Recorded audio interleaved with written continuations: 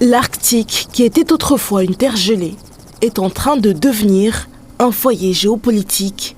La fonte des glaces, due au changement climatique, ouvre de nouvelles routes maritimes lucratives et donne accès à de vastes ressources minérales inexploitées, ce qui déclenche une course à la domination entre les puissances mondiales, en particulier entre les États-Unis et la Russie.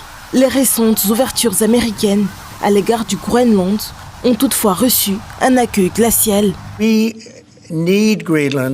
Nous avons besoin du Groenland. C'est très important pour la sécurité internationale. Nous devons avoir le Groenland.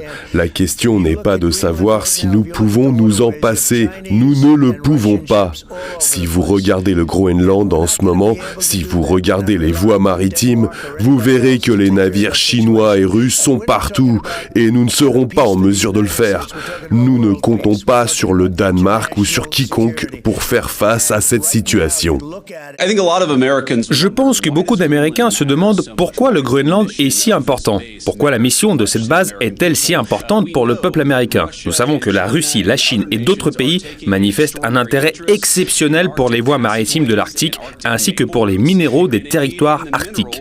Nous devons assurer la domination américaine dans l'Arctique car nous savons que si l'Amérique ne le fait pas, d'autres pays réduiront l'écart là où nous prenons du retard. La tentative audacieuse, bien qu'infructueuse du président Trump d'acheter le Groenland a souligné les ambitions croissantes des États-Unis dans l'Arctique. Mais la proposition était profondément impopulaire auprès des Groenlandais, 85% d'entre eux ayant rejeté l'idée, selon un sondage réalisé par la société d'études Verian. Le Danemark s'est opposé à ce qu'il perçoit comme un empiètement américain, le ministre danois des Affaires étrangères réprimandant publiquement l'approche américaine et soulignant l'engagement du Danemark en faveur de la sécurité du Groenland, notamment par un investissement d'$1 milliard dans l'île.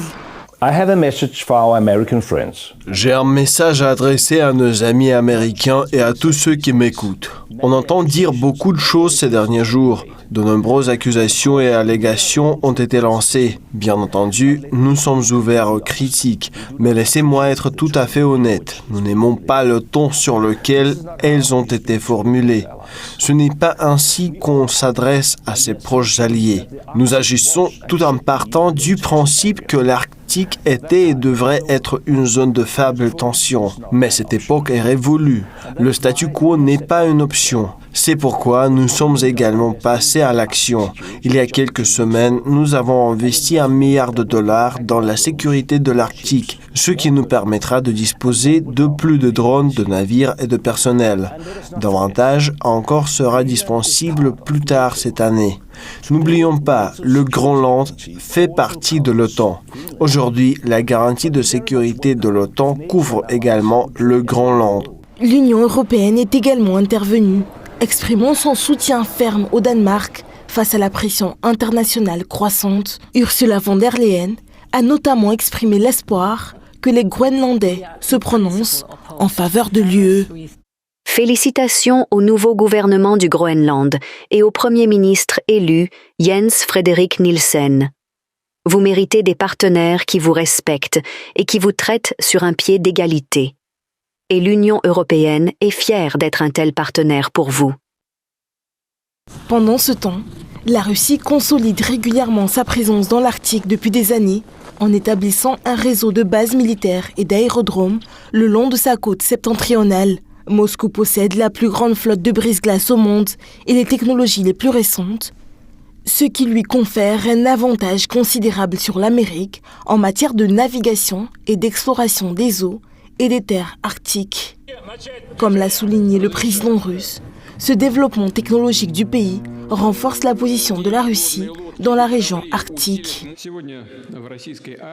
Aujourd'hui, dans l'Arctique russe, nous découvrons des gisements de pétrole et de gaz, de métaux et d'autres minéraux. Nous poursuivrons l'exploration géologique à grande échelle notamment dans le cadre du projet fédéral. Aujourd'hui, l'axe nord de développement est au premier plan, c'est notre choix souverain et historique. Nous ferons tout pour renforcer la domination mondiale de la Russie dans l'Arctique, malgré toutes les difficultés actuelles. Nous assurerons le développement intégré de cette région et créerons une réserve solide pour les générations à venir.